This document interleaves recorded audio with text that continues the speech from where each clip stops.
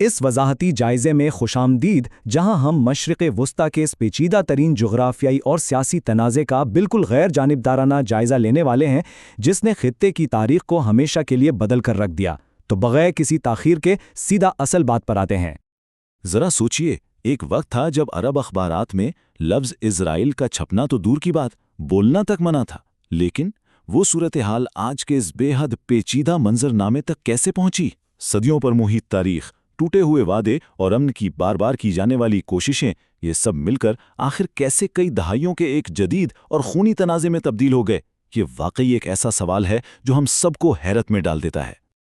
تو چلیں اس طویل تاریخ کو جلدی سے ان 6 حصوں میں بانٹ کر سمجھتے ہیں۔ تنازع کی جڑیں، 1947 کی اقوام متحدہ کی تقسیم، جنگیں اور عرب بائیکاٹ، 1973 کا تیل کا بائیکاٹ، امن معاہدے اور قتل، اور آخر میں آج کے دور کی جدید تقسیم۔ آئیے شروع کرتے ہیں۔ حصہ پہلا، تنازع کی جڑیں۔ آئیے قدیم تاریخ پر ایک نظر ڈالتے ہیں تاکہ سمجھ آ سکے کہ ان علاقائی دعووں کی اصل بنیاد آخر پڑی کیسے۔ دیکھیں، یہ کہانی کوئی آج کی نہیں بلکہ ہزاروں سال پرانی ہے۔ صدیوں تک مختلف علاقوں میں یہودی آبادیوں نے انتہائی شدید مذہبی جبر اور ظلم و ستم برداشت کیا۔ اس گہرے تاریخی صدمے نے واقعی ایک نئی سوچ کو جنم دیا۔ 1996 میں تھیوڈور ہرزل نامی ایک صحافی نے ایک پیمفلٹ چھائے کیا جس نے صہیونیت یعنی زائونزم کی باقاعدہ بنیاد رکھی۔ ان کا مقصد بالکل واضح تھا، یہودیوں کے لیے ایک الگ اور محفوظ ملک کا قیام۔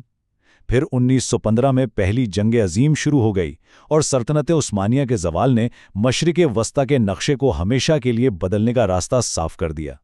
اور یہ چیز صورتحال کی پیچیدگی کو بڑی خوبصورتی سے واضح کرتی ہے۔ پہلی جنگ عظیم کے دوران برطانوی سلطنت نے اتحاد قائم کرنے کے چکر میں بالکل متضاد وعدے کر ڈالے۔ ایک طرف عرب انقلابیوں سے کہا گیا کہ بھائی شام سے لے کر یمن تک ایک عظیم عرب ریاست بنے گی، اور عین اسی وقت، جی ہاں بالکل اسی وقت، دوسری جانب یہودی گروہوں سے یہ وعدہ کر لیا گیا کہ انہیں فلسطین کے قریب ایک وطن دے دیا جائے گا۔ یہ وہ متضاد وعدے تھے جنہوں نے آنے والے تمام تنازعات کا بیج بو دیا۔ دوسرا حصہ، 1947 کی اقوام متحدہ کی تقسیم۔ اب ہم دوسری جنگ عظیم کے فوراً بعد کے ان اہم ترین لمحات کی طرف بڑھتے ہیں جب اقوام متحدہ نے اس سرزمین کو باقاعدہ تقسیم کرنے کی کوشش کی۔ یہاں جغرافیائی اور سیاسی سطح پر ایک بہت ہی حیران کن تبدیلی دیکھنے میں آئی۔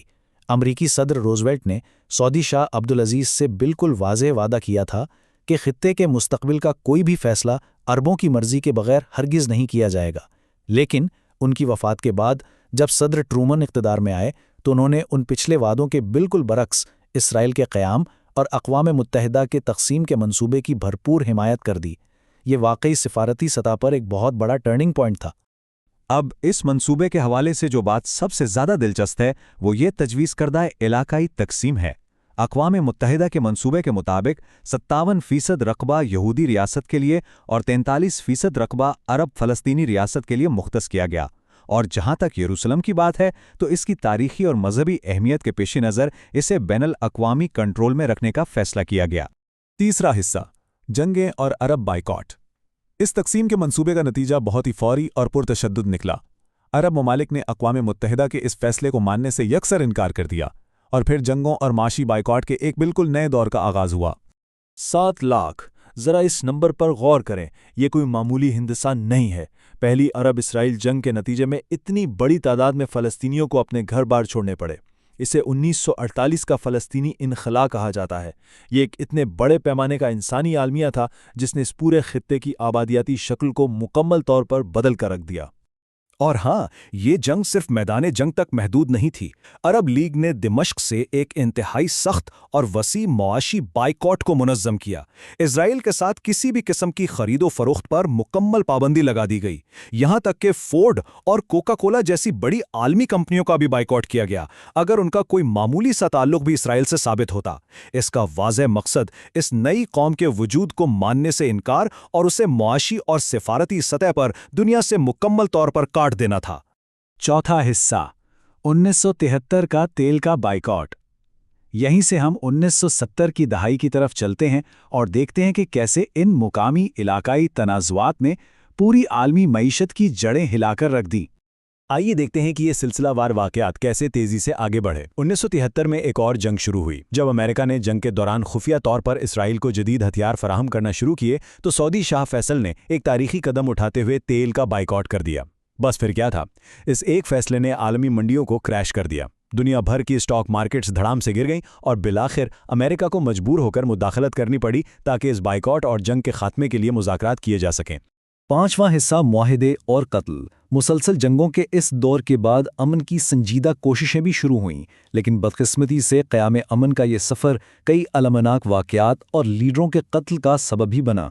امن کی ان کوششوں نے ایک انتہائی افسوسناک پیٹرن کو جنم دیا۔ 1979 میں مصر اور اسرائیل کے درمیان ایک تاریخی امن معاہدہ ہوا، لیکن اس سمجھوتے کا نتیجہ کیا نکلا؟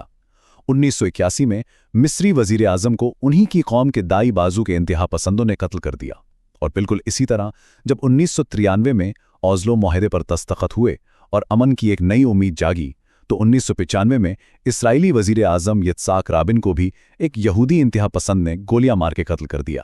یعنی دونوں طرف یہ دیکھا گیا کہ سمجھوتا کرنے والے رہنماؤں کو اپنی ہی عوام کے اندر موجود جنونیوں کی طرف سے جان لیوا حملوں کا سامنا کرنا پڑا۔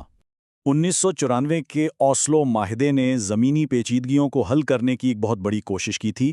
مغربی کنارے کو جسمانی طور پر 3 حصوں یعنی ایریا اے، بی اور سی میں تقسیم کیا گیا۔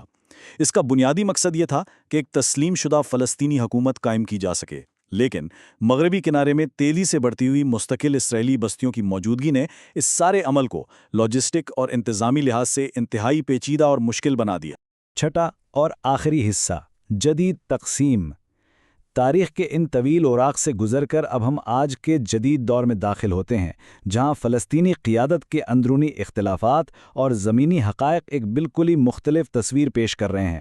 یہاں سمجھنے والی سب سے اہم بات یہ ہے کہ فلسطینی قیادت آج خود کو ایک بہت بڑی نظریاتی اور علاقائی تقسیم میں پاتی ہے۔ 2007 کی خانہ جنگی کے بعد صورتحال کچھ یوں ہے کہ ایک جانب مغربی کنارے پر الفتح یا PLO کا کنٹرول ہے، جو ایک غیر متشدد اور بین الاقوامی سطح پر تسلیم شدہ حکومت ہے، جبکہ دوسری جانب غزہ کی پٹی پر حماس کا کنٹرول ہے، جو ایک عسکریت پسند گروہ ہے اور نظریاتی طور پر اسرائیل کے مکمل خاتمے کا حامی ہے۔